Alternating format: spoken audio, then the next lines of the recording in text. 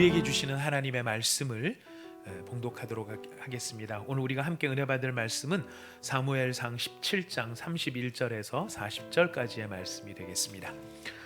사무엘상 17장 31절에서 40절까지의 본문 말씀입니다. 말씀을 다 찾으셨으면 저와 여러분이 한 절씩 나누어서 본문을 읽도록 하겠습니다. 우리가 함께 나누어 읽는 이 말씀은 지금도 살아계신 하나님의 말씀입니다.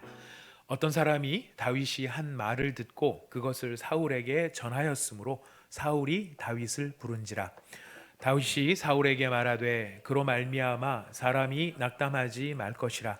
주의 종이 가서 저 블레셋 사람과 싸우리이다 하니 사울이 다윗에게 이르되 내가 가서 저 블레셋 사람과 싸울 수 없으리니 너는 소년이요 그는 어려서부터 용사임이니라. 다윗이 사울에게 말하되 주의 종이 아버지의 양을 지킬 때에 사자나 곰이 와서 양떼에서 새끼를 물어가며 내가 따라가서 그것을 치고 그 입에서 새끼를 건져내었고 그것이 일어나 나를 해하고자 하며 내가 그 수염을 잡고 그것을 쳐 죽였나이다. 주의 종이 사자와 곰도 쳤은즉 살아계시는 하나님의 군대를 모욕한 이 할례 받지 않은 블레셋 사람이리이까. 그가 그 짐승의 하나와 같이 되리이다. 또 다윗이 이르되 여호와께서 나를 사자의 발톱과 곰의 발톱에서 건져내셨은즉 나를 이 블레셋 사람의 손에서도 건져내시리이다. 사울이 다윗에게 이르되 가라, 여호와께서 너와 함께 계시기를 원하노라. 이에 사울이 자기 군복을 다윗에게 입히고 노투구를 그의 머리에 씌우고 또 그에게 갑옷을 입히매 다윗이 칼을 군복 위에 차고는 익숙하지 못하므로 시험적으로 걸어보다가 사울에게 말하되 익숙하지 못하니 이것을 입고 가지 못하겠나이다 하고 곧 벗고 손에 막대기를 가지고 자기 목자의 제구 곧 주머니에 넣고 손에 물매를 가지고 블레셋 사람에게로 나아가니라. 아멘. 2021년 새해가 밝은 것도 벌써 24일째가 되었습니다. 생각해보면 저희가 창립 5주년 미루어서 예배 드렸던 12월 20일 예배 영상을 보면서 우리가 또 벽에 있는 여러 가지 상황을 보면서 같이 기뻐하고 즐거워하고 또 같이 감동하고 했던 것이 엊그제 같은데 벌써 그렇게 1월 24일을 저희가 맞이하게 됩니다. 다음 주면 1월의 마지막 주가 되는데요. 세월이 참 빠르죠. 참 빠른 것 같습니다. 그렇게 빠른 세월 가운데 우리가 얼마나 시간을 아껴야 될까, 그게 얼마나 지혜로운 행동일까 또 생각을 하게 됩니다. 저희가 새해를 시작하면서 회복과 확신이라고 하는 주제를 가지고 계속 제가 사실은 말씀을 좀 드리고 있었습니다. 환난 날에 나를 부르라, 내가 너를 건지리니 내가 나를 영화롭게 하리로다 하시는 약속의 말씀을 붙잡고 우리의 믿음이 회복되고 우리 안에 구원자 되시는 하나님을 향한 믿음의 확신, 이것을 저희가 찾기를 바라면서 저희가 말씀을 생각해 오고 있습니다. 그래서 저희가 송축하라 나의 영혼아, 지금 시편 기자가 자기의 영혼을 향하여 그렇게 외치면서 여호와의 행하심을 기억하라, 그의 은택을 잊지 말지어다 라고 하면서 그의 믿음의 확신을 촉구하고 있는 것을 우리가 살펴보았습니다. 그리고 지난주에는 아브라함이 처음으로 제단을 쌓았던 곳으로 다시 돌아와 하나님 앞에 회개하고 바른 회개를 통해 사람을 향해 관대하고 상황을 향해 담대할 수 있는 그런 믿음의 사람으로 우뚝 섰던 것을 우리는 기억하고 있습니다. 이런 회복, 또 이런 믿음의 회복과 믿음의 확신을 우리가 통해서 이 시대 가운데 든든히 설 수 있게 되는데요. 오늘은 바로 그런 주제 가운데 다윗이 나를 건져내셨은즉 나를 건져내시리이다 라고 고백하는 그의 고백을 제목으로 삼아서 우리가 오늘 또 함께 우리에게 주시는 하나님의 말씀을 붙잡고 믿음을 회복하고 또 믿음의 확신을 가질 수 있는 그런 시간이 될 수 있기를 바라겠습니다. 지금 이 상황은 우리가 너무나 잘 아는 상황입니다. 골리앗으로 인해서 이스라엘이 어쩌지 못하고 쩔쩔매는 상황입니다. 이스라엘이 쩔쩔매고 있다는 것은 정확히 말하면 사울이 쩔쩔매고 있는 것이죠. 그가 할 수 있었던 유일한 것은 포상금을 거는 일이었습니다. 내가 돈 줄 테니까, 누구든지 저 골리앗을 쓰러뜨리기만 하면 내가 상을 줄 테니까 누구든지 나와서 저 사람을 좀 이겨라, 내가 상을 주겠다, 이렇게 말하는 거죠. 내가 못한다는 뜻입니다. 내가 못하니까 누군가 대신 해주면, 그렇게 승리를 주면 내가 상을 주겠다. 이런 사울의 참 한계가 드러나는 이야기입니다. 이런 이야기를 여러 사람들이 들었을 때에 다윗이 이제 형들에게 주기 위한 보급품을 가지고 이제 그 진영으로 들어왔는데, 골리앗이 나와서 그렇게 하고 사람들은 다 주눅 들어 있고, 주눅 들어 있는 상황에 사울 왕이 저 골리앗을 쳐 죽이면 상금을 준대, 사위를 삼는데, 이런 이야기가 다윗의 귀에도 들렸습니다. 다윗은 골리앗을 바라보면서, 아니 저 못된 놈, 하나님의 이름을 모욕하는 저 못된 놈, 이런 분기가 탱천해 있는데 거기다가 임금의 사위가 된다라고 하는 뭐 그런 이야기까지 들으니까 사람들이 그 말이 맞느냐, 저 골리앗 저거 아무것도 아니다, 저거 그냥 한 방에 끝낼 수 있다, 이런 이야기들을 아마 다윗이 사람들에게 했던 것 같습니다. 근데 그런 이야기가 들리고 들려서 누구의 귀에까지 들리냐면은 사울 왕의 귀에까지 들리게 된 것이죠. 사울이 도대체 누가 이런 담대한 소리를 하나, 누가 이렇게 정말 골리앗을 쳐 죽일 수만 있으면은 좋겠는데 누가 이런 이야기를 하나, 아마 궁금해졌을 것입니다. 그래서 누가 그런 얘기를 했는지 그 사람을 데려오라 해서 다윗을 데려오게 됩니다. 이 순간은 참으로 역사적인 순간입니다. 오늘 우리가 읽은 본문 말씀, 이 전체 맥락 속에서 한 대목인데요, 이 대목이 참 역사적인 순간입니다. 어떤 면에서 역사적이냐면, 현직 이스라엘 왕과 미래의 이스라엘 왕이 전쟁터에서 한자리에서 만난 역사적인 첫 대면인 것입니다. 이 대면 속에 우리가 갖게 되는 질문은 무엇이냐면, 이 본문, 이 상황 속에서 관전 포인트예요. 이 스토리가 쭉 흘러갈 때 어디에 초점을 두고 봐야 될까? 관전 포인트가 무엇이냐면, 누가 더 이스라엘의 왕 같으냐라는 것이에요. 현재의 왕이 여기 있고 장차 미래의 왕이 될 사람이 여기 있는데, 누가 진짜 왕같이 제대로 된 왕 같은 모습을 보이느냐. 물론 이때의 상황은 다윗은 양치기에 불과합니다. 하나님께서 기름을 부으셔서, 비밀리에 기름을 부으셔서 비밀리의 왕으로 세우신 사람입니다마는, 그는 미래에 될 일이고 현재의 왕은 사울이죠. 하지만 과연 목자가 진짜 왕 같으냐, 아니면 왕의 자리를 차지하고 있는 사람이 왕 같으냐, 우리가 이 초점을 가지고 한번 보시면 이 대목이 굉장히 또 의미 있게 느껴지실 것입니다. 자, 사울이 다윗을 불러다가 대화를 시작을 합니다. 그런데 놀랍게도 여러분, 누가 먼저 말을 하는지 아십니까? 다윗이 먼저 이야기를 하고 있습니다. 누가 왕이죠? 사울이 왕이에요. 그러면 사실 누가 먼저 이야기를 시작해야 되느냐면은 사울이 먼저 이야기를 시작해야 되는데, 만나자마자 다윗이 먼저 이야기를 시작합니다. 뭐라고 말을 하느냐, 뭐라고 말을 하고 있는지 여러분 33절, 34절 아니죠, 32절입니다. 32절. 다윗이 사울에게 하는 첫 마디입니다. 시작, 같이 읽어봅시다. 다윗이 사울에게 말하되, 그로 말미암아 사람이 낙담하지 말 것이라. 주의 종이 가서 저 블레셋 사람과 싸우리이다. 예, 만나자마자 무슨 얘기부터 먼저 합니까? 내가 싸워서 이기겠습니다. 이건 위로의 메시지고 구원의 메시지입니다. 잔뜩 주눅 들어 있고 절대 못 이긴다고 겁먹고 있고 큰일 났다고 생각하는 사울을 향해, 내가 가서 골리앗을 물리칠 테니 걱정하지 마십시오. 여러분, 먼저 말을 꺼내는데 그 말의 내용이 무엇이냐면 위로와 구원의 메시지인 것이에요. 자, 그러자 사울이 그 이야기를 듣고 뭐라고 이야기를 하느냐면, 그래 고맙다, 이게 아니고 거절을 합니다. 사울은 기대했겠죠. 내심 골리앗을 쳐서 물리치겠다고 큰 소리 치는 인간 같으면 최소한 골리앗의 키의 80%는 돼야 된다, 아마 이 정도 생각하지 않았을까요? 그래야 해봄직할 텐데, 이거는 어디서 어린 소년이 등장을 해서 자기가 이기겠다고 하니, 이게 과대망상자, 제정신이 아닌 이 어린아이의 치기, 이렇게밖에는 보이지 않았을 테니 당연히 사울은 거절을 합니다. 골리앗은 평생 군대에서 지금까지 살아왔던 사람이고 전쟁을 수도 없이 경험한 베테랑인데, 너 같은 어린 소년이 말이나 되느냐? 우리가 여기서 알 수 있는 것은 무엇이냐면, 다윗이 아직 20세가 안 됐다는 걸 알 수 있습니다. 왜냐하면 민수기에 보면 이스라엘은 남자가 20세가 되면 군대에 징병을 당하게 돼 있거든요.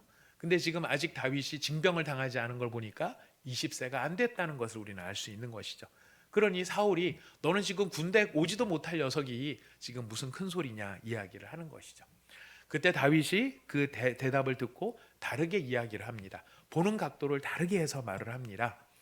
지금 사울 왕 당신이 보고 계시는 것은 베테랑이냐 전문가냐 비전문가냐 등치가 크냐 안 크냐 이게 장성한 사람이냐 어린 소년이냐 이걸 가지고 당신은 보고 있습니다만은 지금 내가 말할 수 있는 것, 내가 보는 것은 무엇이냐면 사자와 곰에게서 나를 구원하신 여호와가 짐승이나 다름없는 골리앗으로부터도 승리를 주실 것이라고 하는 바로 그것, 나는 그 관점에서 이 문제를 바라보고 있습니다 라고 이야기를 하는 것이죠. 사자와 곰은 그 당시에 가나안 전역에 퍼져 있었던 들짐승, 야생 들짐승들입니다. 지금이야 우리는 저기 동물원에나 가야 겨우 볼 수 있는 그런 희귀한 동물입니다만은 이 당시에는 흔하디 흔한 야생 짐승인 것이죠. 그래서 우리가 성경 기사에 보면은 사자도 등장할 때가 있습니다. 삼손도 사자를 찢어서 이렇게 또 수수께끼를 내고 했던 기록이 남아 있습니다. 아무튼 다윗은 이렇게 이 강력한 사자나 곰의 수염을 내가 뽑았고 그들의 목덜미를 잡았고 그들의 목을 꺾어버렸다라고 이야기를 하고 있죠. 다윗이 이렇게 말을 하는 내용 가운데 상당히 중요한 간증이 여기에 들어 있습니다. 지금 이 솔로몬이 다윗 다 나오네요. 저희 집에서 아들 하나 부르려 그러면은 셋 다 부르는 거랑 비슷하게 지금 다 나옵니다. 예.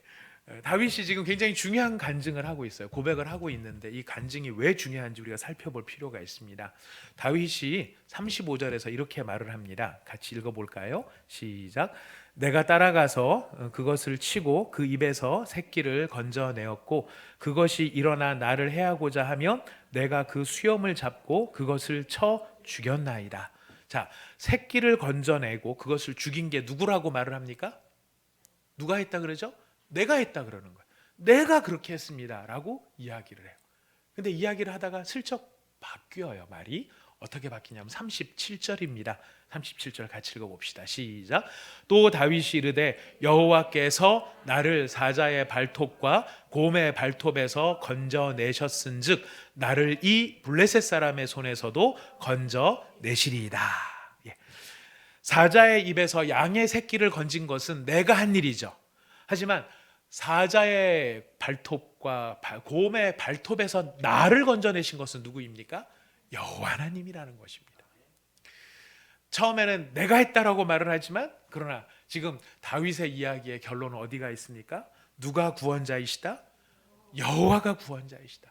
누가 구원하실 수 있다? 하나님은 구원하실 수 있다라고 이야기를 하는 것이죠. 여러분, 이 이야기의 스토리가 쭉 전개되는 것을 보면은 굉장히 재미있는 것을 발견하게 되는데요. 여호와라고 하는 이름이 이 모든 사건 초반 17장 전체를 놓고 보면은 이때 처음으로 다윗의 입에서 불리워집니다. 골리앗이 오고 블레셋과 전쟁을 하고 이스라엘과 사울이 그 앞에서 어쩔 줄 몰라야 할 때 그 모든 사건을 통틀어 한 번도 하나님 여호와라는 말이 나오지 않아요. 등장하지 않아요. 누구의 입에서 처음으로 등장하기 시작하느냐면은 바로 다윗의 입에서부터 등장을 하기 시작한다는 것이. 다윗이 하나님을 이야기할 때 그냥 하나님이라고 말하지 않습니다. 지금 다윗이 두 번 하나님을 이전에 이야기하는데 26절에 한 번 있고 우리가 본문이 여기이기 때문에 36절을 우리가 다시 한번 읽어봅시다. 36절 시작. 주의 종이 사자와 곰도 쳤은즉 살아계시는 하나님의 군대를 모욕한 이 할례받지 않은 블레셋 사람이리까. 하나님을 부르는데 어떤 하나님이라 그래요? 살아계신 하나님. 다윗에게 있어서 하나님은 살아계신 하나님이. 26절에서 똑같이 이야기합니다. 지금 다윗이 하나님을 말할 때는 하나님은 그냥 하나님이 아니고 살아계신 하나님이에요. 살아계신 하나님이신데 그분의 이름이 누구라고요? 여호와 하나님이라는 것입니다. 이스라엘 가운데 그 누구도 이 골리앗과 블레셋과의 전쟁에서 한 번도 하나님을 그 입에 오르내린 적이 없었는데 다윗의 입에서 처음으로 하나님이 나왔고 그 하나님은 살아계신 하나님이라는 사실이 선포되었으며 살아계신 그 하나님의 이름이 여호와 하나님이라고 하는 것을 다윗의 입을 통해 나타낸 것입니다.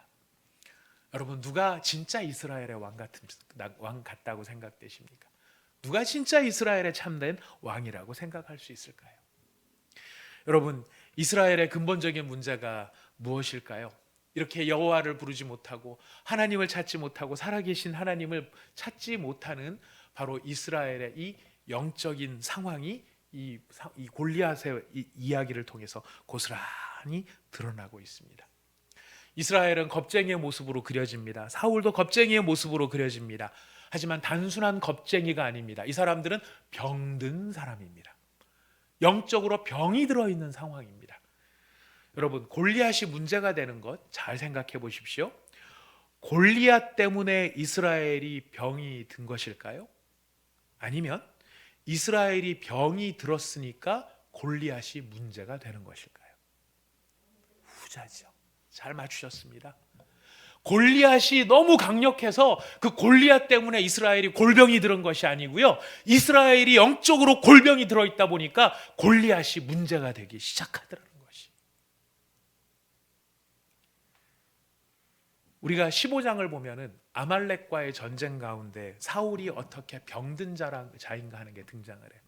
하나님께서 아말렉과 전쟁을 하고 그들에게 너에게 승리를 줄 테니까 진멸하라 말하십니다. 그랬더니 사울이 이기고 진멸하지 않습니다. 좋은 양을 남겨놓고 좋은 소를 남겨놓습니다. 뭐라고 얘기를 하죠? 제사용입니다. 하나님께 리사이클이 아니고 제사를 지내기 위해서, 제사를 지내기 위해서 지금 준비한 것입니다. 자, 그런데 그 앞에다가 뭐라고 말을 하느냐면은 백성들이 원했었습니다. 자, 이 문제는 사울만의 문제가 아니라 누구의 문제라는 걸 같이 이야기하고 있습니까? 이스라엘의 문제라. 사울만 병든 게 아니라 이스라엘도 병들었다는 거예요. 병든 증거가 뭐죠?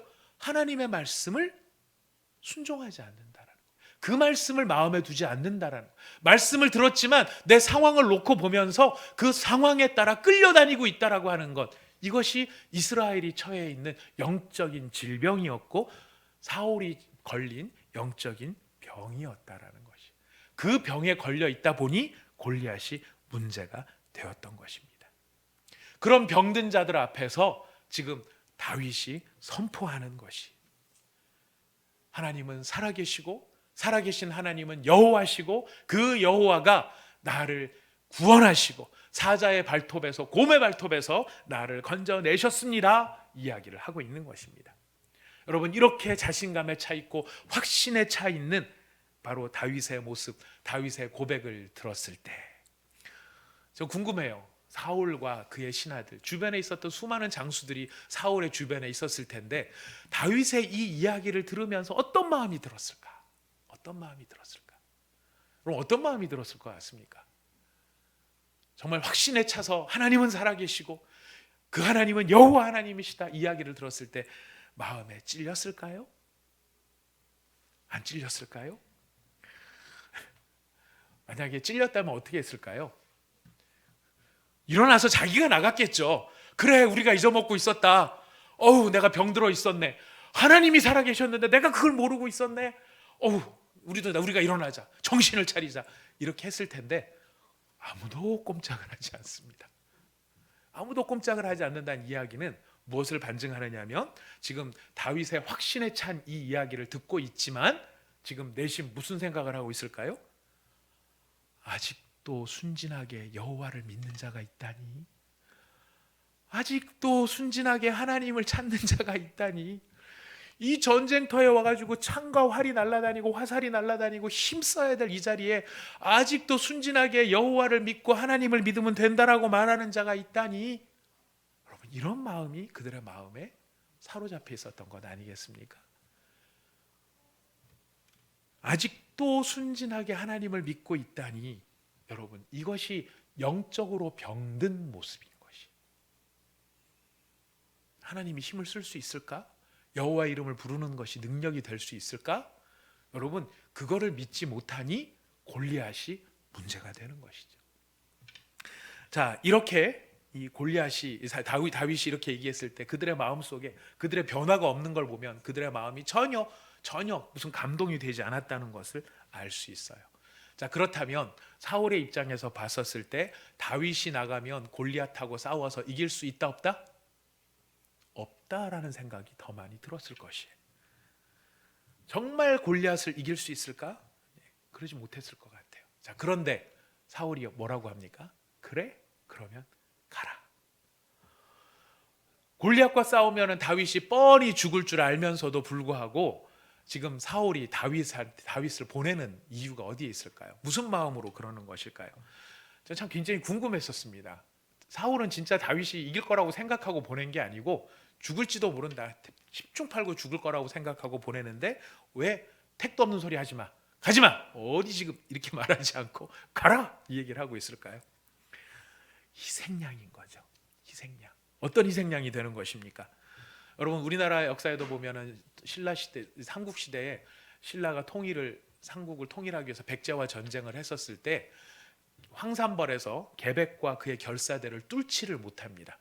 자, 그러니까 누가 거기서 자원해서 나서느냐면 관창이 나서서 계백에게로 달려갑니다.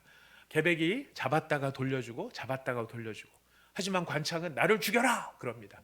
세 번째 왔었을 때 계백이 그를 죽여서 목을 잘라서 돌려보내죠. 자, 죽은 관창을 보고 누가 정신을 차리죠? 신라군들이 정신을 차리는 거예요. 이 기백을 봐라, 이 용맹을 봐라. 어쩌면 사울은 다윗이 골리앗한테 찢겨 죽는 그 장면을 보면서 이스라엘 백성들이 정신을 차리기를 원했는지도 몰라요. 애가 나가서 저러고 있는데 우리가 이게 뭐냐 지금, 얘들아 정신 좀 차리자, 이렇게라도 되기를 바란 것이 아닌가 생각이 들어요. 그거 나중에 저희가 사울을 만날지는 못할 것 같아요. 그죠? 저희 딴 동네에 있을 것 같아서 저희가 나중에라도 사울은 만나기를 좀 어려울 것 같은데 어떤 마음이었는지 나중에 들어보십시오.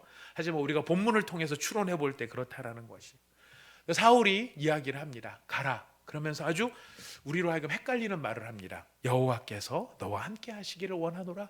사울도 여호와를 이야기를 한다는 것이. 자, 그런데 여러분, 여기서 사울이 여호와께서 너와 함께 하시기를 원하노라, 이것이 사울의 믿음의 표현일까요? 우리가 인사라고 본다면 인사는 이렇게 인사할 수 있어요. 인사는 이렇게, 하나님이 당신과 함께 하시기를 원합니다. 우리가 오늘 인사를 안 했네요. 끝날 때 하도록 하겠습니다. 함께 하시기를 원하노라 할 수 있겠지만 지금 다윗하고 비교를 해봐야 됩니다. 다윗은 뭐라고 말을 하냐면은 여호와께서 나와 함께 하신다라고 말을 하는데, 사울은 여호와께서 너랑 함께 하실지도 몰라, 가급적 함께 하셨으면 좋겠어, 함께 하신다면 얼마나 좋을까, 이런 차이가 있다라는 거예요. 이 승산 없는 싸움, 해봐야 죽을 것이 뻔한 싸움 가운데 다윗의 등을 떠밀고 있는 사울의 모습, 여러분 어떻게 생각이 되십니까? 이건 어른으로서도 책임감이 없는 거예요. 진짜 어른으로서 책임감이 있다 그러면은 네가 나가지 말고 싸우다 죽더라도 내가 나가마, 이렇게 해야 어른이죠. 더군다나 이스라엘 왕으로서의 자존심도 없는 거예요. 애가 나가서 싸워가지고 싸워보겠다고 하는데 이스라엘의 왕이라고 하는 자존심이라도 있으면은 내가 나갈게, 죽더라도 내가 죽고 살더라도 네가 살아야지, 이게 무슨 소리냐, 이게 바른 모습 아니겠습니까? 그러나 사울은 꼼짝도 안 합니다. 총체적인 무능력함이죠. 그리고 기껏 하는 것이 무엇이죠? 내 갑옷과 내 투구를 줄게, 입혀봅니다. 여러분, 근데 참 재밌게도요, 이 사울이 이건 의식하고 하는 행동이 아니에요. 무의식 중에 정말 그나마 이게 체면으로라도 내가 내 갑옷이라도 줄게 해서 지금 다윗한테 갑옷과 투구를 입히고 씌웁니다마는, 여러분 이게 누구의 갑옷이고 누구의 투구죠? 왕의 갑옷이고 왕의 투구예요. 지금 다윗은요, 사울도 그 생각을 지금 하고 하는 건 아니에요. 기껏 해야 갑옷 입혀주겠다, 이게 최선이지만 지금 얼떨결에 누가 진짜 왕이라고 하는 것을 지금 연출해내고 있는 것이에요. 하나님의 이름으로 나가는 다윗이 이스라엘의 진짜 왕의 모습이라는 것을 본인도 모르게 지금 보여주고 있는 것이에요. 자, 그런데 참 다윗이 그 옷을 입어보니까 안 맞는 거죠. 그래서 다윗이 옷을 벗습니다. 그리고 어떻게 하느냐면 물맷돌 5개를 준비해서 자기의 주머니에 넣습니다. 여기서 골리앗, 우리 재밌는 걸 발견하는데 골리앗과 사울의 공통점이 등장을 해요. 골리앗과 사울의 공통점. 골리앗과 사울의 공통점은 어떤 무기를 들고 얼마나 강력한 무기가 있어야 승리할 수 있는가. 갑옷과 무기, 곧 무엇을 들고 나가야 승리할 수 있는가에 골리앗과 사울의 공통점이 있어요. 골리앗과 사울은 이기려면 무엇을 들고 나가야 되느냐, 이것을 생각했던 사람이라면 골리앗과 사울과 다른 다윗의 다른 점이 무엇일까요?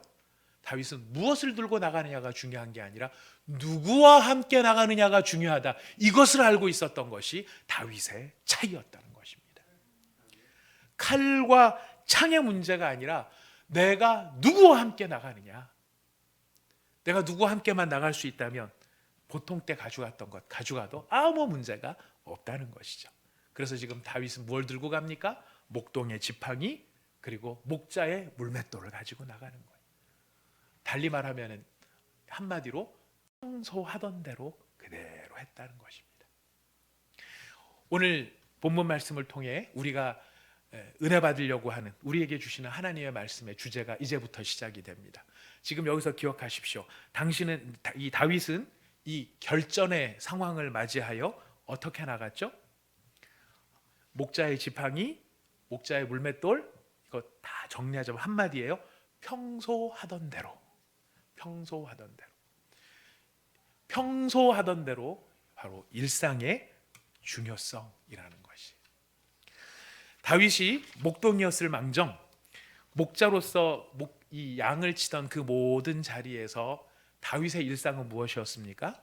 그 양을 치는 자리에서 하나님과 동행하는 삶을 살고 있었다라는 것이.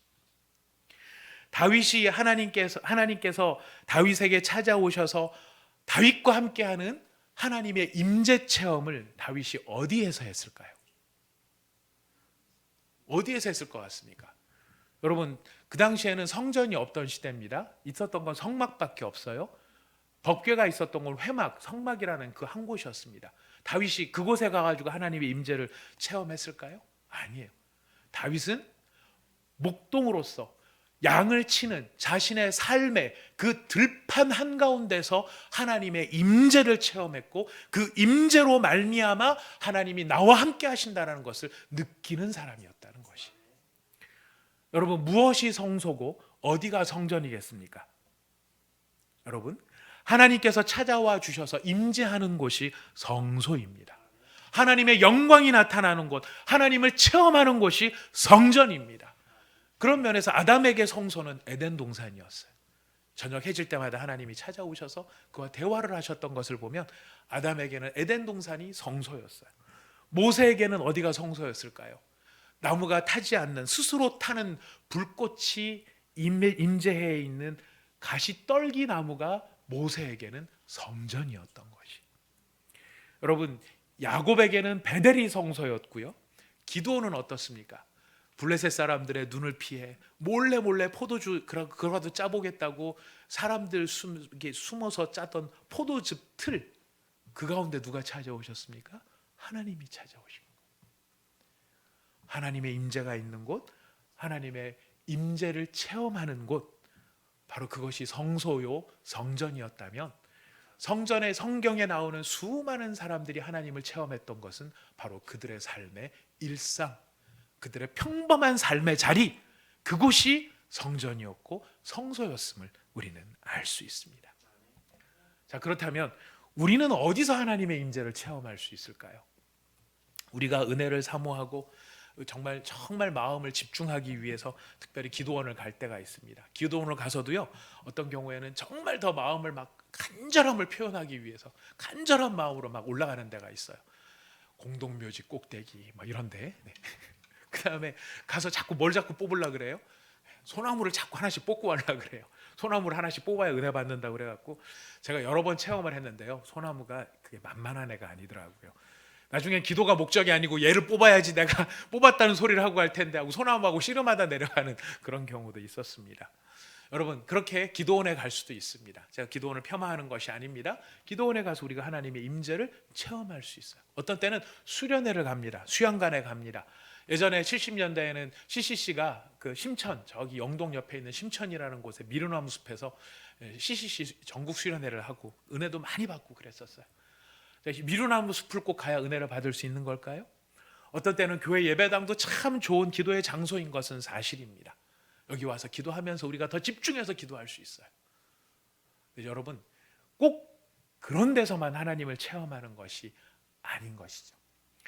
이번 주에 우리가 김원수 어머님께서 하나님의 부르심을 받아서 저희가 거기 조문을 다녀온 적이 있었습니다. 조문을 다니러 갈 때에 저희가 이제 한 7명이 갔는데 좀 편하게 갔다 오시라고 우리 유동승 집사님께서 회사 미니버스를 저희들에게 좀 보내주셨어요. 그러면서 그 미니버스를 운전하시는 기사분까지 함께 보내주셔서 제가 그 기사분 옆에 앉아서 같이 가면서 그분의 간증을 들을 수 있었습니다. 그분은 뭐 학원가를 나와서 대기업 여천공단에서 이렇게 현장에서 근무를 하시다가 본사로 발령을 받고 나중에는 그 정유 사업을 하셨더라고요. 그래서 정유 트럭을 몇 대를 사가지고 그걸 가지고 이제 사업을 하시면서 굉장히 잘 나가셨던 분이시더라고요. 그러다가 IMF를 맞아가지고 쫄딱 망하신 거예요. 트럭들 다 경매에 붙이고 자기는 빚잔치하고 지하 단칸방에 가족들이 같이 살면서 막 원망과 분노가 이만큼 쌓여가지고 정말 괴로운 시절들을 보냈었는데 그때 두 딸들이 먼저 교회를 다니고 그 다음에 아내가 교회를 다니고 그래서 아빠 같이 교회 가자고 주일만 되면 자기를 불러내는데 자기 마음속에 있는 분노와 원망이 너무 심해서 가자 그러면 이불 뒤집어 쓰고 니들이 나가 난 안 가 소리 지르고 그렇게 억지로 막 끌려다니며 교회를 다녔다고 하시더라고요. 그러다가 이제 자꾸 그렇게 끌려다니면서도 이제 조금씩 그 믿음이 자라고 있던 이제 어느 날 이분이 취업을 어디를 하셨냐면은 수행비서 운전직에 취직이 되신 거예요. 그러니까 자기가 사장하다가 또 내노라는 대기업 다니다가 이제 어느 사람들 운전해주는 운전기사가 돼가지고 이렇게 다니니까 자기 마음속에 뭐 먹고는 살아야 되니까 그것도 필요하다, 이것도 감사하다 하는 생각이 들면서도 한편으로는 자꾸 옛날 생각을 하게 되겠죠. 댁은 인천이시고 직장은 강남이라서 매일같이 인천에서 강남까지 지금도 출퇴근을 하고 17년째 출퇴근을 하고 계신다고 하더라고요.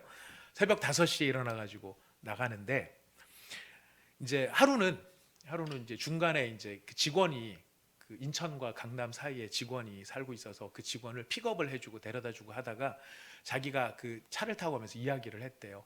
내가 이만한 과거가 있고 난 잘 나가던 사람이고 성공했고 남부럽지 않았던 사람인데 IMF 때문에 쫄딱 망해서 내가 지금 이렇게 살고 있어 하고 푸념 같은 이야기를 했답니다.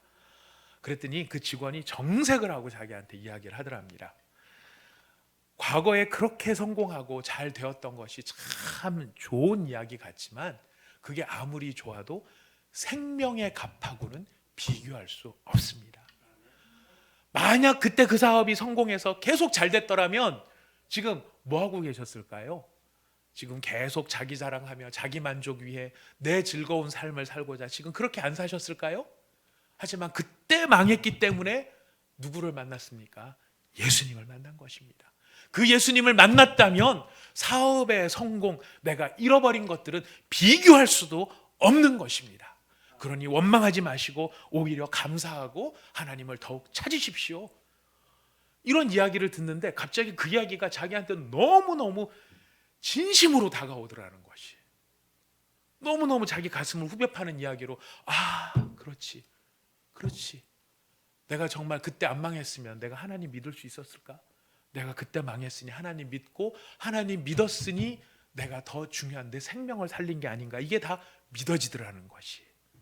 그래서 그날 이후로는 집에서 인천에서 강남까지 새벽마다 밤마다 왔다 갔다 하는 그 길에 항상 찬송을 틀어놓고 찬양을 부르고 눈 뜨고 기도하면서 이렇게 운전을 하는데 어느 날 이 찬송을 막 부르다가 놀라운 일이 벌어졌다는 거예요.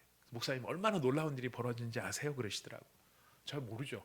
어떤 일이 벌어졌는데요? 그랬더니 목사님 찬송을 그렇게 하는데 방언이 터졌어요. 운전을 하고 찬송을 부르면서 가는데 내 입에서 나도 모르는 소리가 막 쏟아져 나오면서 뭐라고 하는 이야기를 막 하는데 자기가 지금 뭐를 하고 있는지를 모르는 상황에 나한테 상담을 해줬던 그 직원한테 이게 뭐냐 그랬더니 그게 방언이라고 그렇게 얘기를 하더라고요. 여러분 무슨 방언을 했다고 꼭 방언만이 하나님의 임재의 전부는 아니죠. 우리가 하나님의 임재를 체험하면 우리 경험이 있지 않습니까? 하나님이 놀라운 평안과 평강으로 내 머리끝부터 발끝까지 훅 뚫고 지나가는 그런 느낌이 들 때도 있고, 내 마음속에 말씀으로 다가오실 때도 있고, 내 안에 달라진 건 하나도 없는데 뭔 배짱인지 세상 배짱 있는 사람으로 평안을 누리기도 하는, 우리 그런 경험을 하고 있지 않습니까? 중요한 건 뭐예요? 그 은혜를 어디에서 누릴 수 있다? 일상의 삶의 자리에서. 차 운전하고 가다가 하나님의 은혜를 받을 수 있다. 여러분, 다윗이 바로 이 얘기를 하고 있는 것이에요.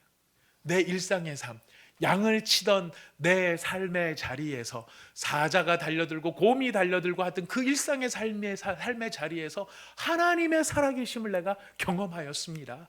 하나님이 나와 함께 하신다는 것을 체험하였습니다. 이 이야기를 하고 있는 것이죠. 여러분, 이런 은혜, 일상의 삶의 자리에서 받은 이런 은혜를 경험하는 게 왜 중요할까요? 그리고 그런 은혜를 기억하는 게 왜 중요할까요? 여러분, 은혜 받으면 시험이 없습니까? 아니라는 거 잘 아실 겁니다. 은혜 받으면 환난이 없나요? 은혜 받으면 세상이 다 조용해집니까? 어려움이 없습니까? 아닙니다. 여전히 은혜 받아도 시험 오고요, 은혜 받아도 환난 오고요. 우리 은혜 받으면 형통하게 된다고 생각하는데, 형통의 뜻이 뭔지 아십니까? 형통을 하는 길에 어려움이 하나도 없는 게 형통이 아니고요, 형통의 뜻은 목적이 이루어지는 게 형통이에요. 어려움도 있고 곤란도 있지만 목표한 바가 이루어지더라, 이게 형통인 거예요. 지금 다윗이 이야기를 하고 있는 것이에요. 시험도 오고 환난도 오고 괴로움도 왔는데 중요한 건 은혜를 받으면 그것들에게 지지 않더라 하는 것이에요. 은혜 체험이 왜 중요하냐면, 시험도 오고 환난도 오고 어려움도 오지만 그것들에게 지지 않더라 하는 것이에요. 그것들을 이기더라 하는 것입니다. 하나님이 나와 함께 하시는데 사자도 달려들어요, 곰도 달려들어요. 달려들지만 어떻게 합니까? 사자 수염을 뽑아버려요, 곰의 목을 꺾어버려요, 그들의 턱을 날려버리는 거예요. 이게 누구의 임재 속에서 이루어지는 것입니까? 나에게 임재하셔, 때를 따라 나를 도우시는 하나님의 능력. 그래서 지금 다윗이 뭐라고 하냐? 살아계신 하나님이시다. 하나님은 살아계신다. 어디에서 경험을 했습니까? 일상의 삶의 자리에서, 그의 삶의 평범한 삶의 자리에서. 하나님이 지금도 살아계시고 나와 함께 하시고 나를 지켜주시고 나에게 은혜를 베풀어 주시고 모든 상황 가운데 평강을 주신다는 것을 분명히 깨닫는다면요, 아무리 큰 문제가 달려들어도 하나님 앞에서는 사이즈가 문제가 되지 않는다, 이렇게 고백할 수 있는 것이죠. 이게 다윗의 고백입니다. 사자와 곰, 그 사자와 곰이 하나님 앞에서 아무것도 아니라면 3m 가까이 되는 골리앗이라고 해서 그게 문제가 되는 것은 아니다. 이것이 다윗의 고백인 것입니다. 그러니 지금 다윗이 뭐라고 얘기할까요? 이런 모든 경험이 농축되어 있는 다윗의 고백, 나를 건져내셨은즉 나를 건져내시리이다. 일상에서의 삶의 자리에서 나를 건져내셨은즉, 이 체험이 있고 경험이 있고 고백이 있으니까 아직 해결되지 않은 골리앗이라는 문제가 다가온다 할지라도 뭐라고 선포할 수 있어요? 나를 건져내실 것입니다. 누가? 하나님께서. 여러분, 이것이 믿음이고 이것이 확신이고 이것이 성도가 갖는 믿음의 배포인 것이. 여러분, 우리가 이 사실을 생각하면서 이제 깨닫고 고백하며 하나님 이런 신앙의 결단을 했으면 좋겠습니다.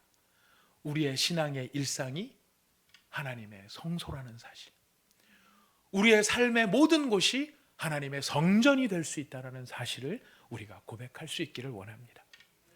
우리 집의 거실이 하나님의 임재의 장소이고 우리 집의 식탁이 하나님의 영광을 체험하는 곳이 될 수 있고 우리 집의 책상이 하나님의 임재가 나타나는 상황이 될 수 있고 우리 집의 안방과 침실이 하나님의 전이고 내가 일하는 사무실이 하나님의 이름으로 사자와 곰을 물리칠 수 있는 영광의 들판이 될 수 있다는 것을 우리는 깨달아야 할 것입니다. 우리가 운전하며 오고 가는 모든 차 안에서 우리가 주의 이름을 부를 때 주께서 역사하시고 일하실 수 있다는 것이죠. 제가 새순기도회를 하면서 큰 은혜를 받는 것이 있습니다. 여러분들도 참여하시는 분들 어떠신가요? 은혜가 되시지 않습니까? 저는 참 많이 은혜가 됩니다. 비록 30분이라고 하는 짧은 시간 안에 말씀과 기도 가운데 우리가 있지만 제가 은혜가 되는 것 중에 하나가 무엇이냐면 제가 우리 성도님들이 줌을 통해서 오시는 걸 보면은 그 자리가 성도님들의 삶의 일상의 삶의 자리예요. 근데 그곳에서 우리가 함께 기도하기 시작했다라는 거예요. 우리가 기분 좋게 저녁 먹고 가족들이 저녁 먹고 텔레비전이라도 한 프로 하지 하면서 이제 앉아가지고 보는데 그냥 아무 생각 없이 꺼냈던 한마디가 서로 간에 불편한 이야기가 되고 싸움이 되고 기분 나빠지고 엄마는 맨날 그 얘기 그만하라니까 왜 자꾸 또 그 얘기를 해가지고 막 이러면서 막 속상해하고 또 남편은 부인한테 할 얘기가 그거밖에 없어 하고 막 마음 상해지고 당신은 한 번도 내 얘기를 제대로 들어준 적이 없어 막 그러면서 속상해하면서 서로 기분 좋게 밥 먹고 열심히 싸우고 각자 방으로 튀어들어가고 이게 우리의 삶의 일상의 모습이었다면 우리가 새순기도회를 통해서 뭘 경험하죠?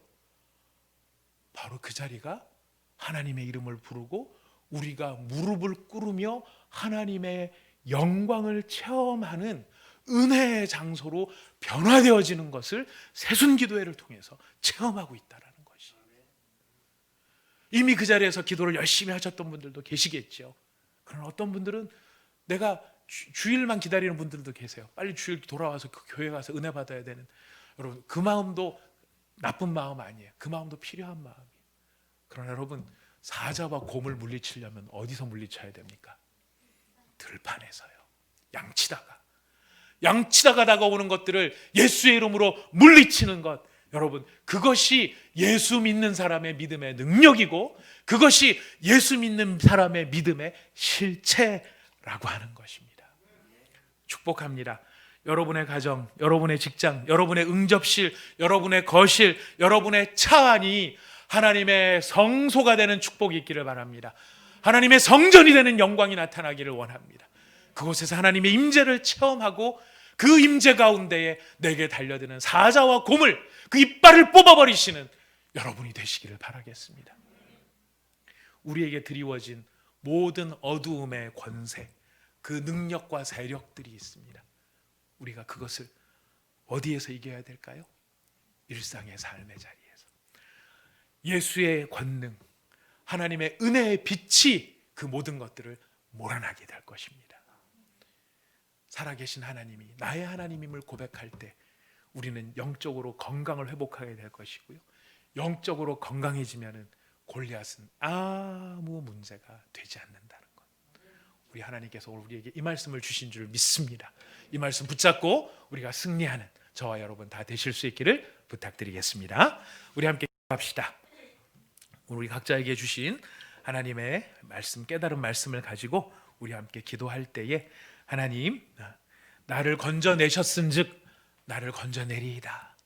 하나님 앞에선 사이즈가 문제가 되지 않는다는 것 분명히 알게 하여 주시고, 하나님 나의 일상의 삶의 자리에서 하나님 앞에 무릎 꿇게 하시고 그곳이 하나님의 성소가 되고 하나님의 성전이 되어져서 나를 도우사 나를 사자의 발톱과 곰의 발톱에서 건져내시는 하나님의 살아계심을 체험하는 우리가 되게 하여 주시옵소서. 그래 우리가 마침내 모든 삶의 상황에 골리앗을 이기는 자리까지 나갈 수 있도록 주여 저희들에게 믿음을 더하여 주옵소서. 같이 기도하도록 하겠습니다. 하나님 아버지 참으로 감사합니다. 오늘 이 시간 우리에게 주신 이 귀한 은혜의 말씀을 지금은 우리 주 예수 그리스도의 한이 없으신 은혜와 우리 아버지 하나님의 말로 다 할 수 없는 사랑하심과 성령 하나님의 교통, 교제, 위로하심이 나를 건져내셨은즉 나를 건져내시리이다. 담대하게 고백하며 평생을 살아가기로 마음에 다짐하며 이전을 떠나가는 사랑하는 모든 성도들과 그 가정 위에, 우리나라 대한민국과 모든 선교지 위에 이제로부터 영원토록 함께 계시기를 간절히 축원하옵나이다. 아멘.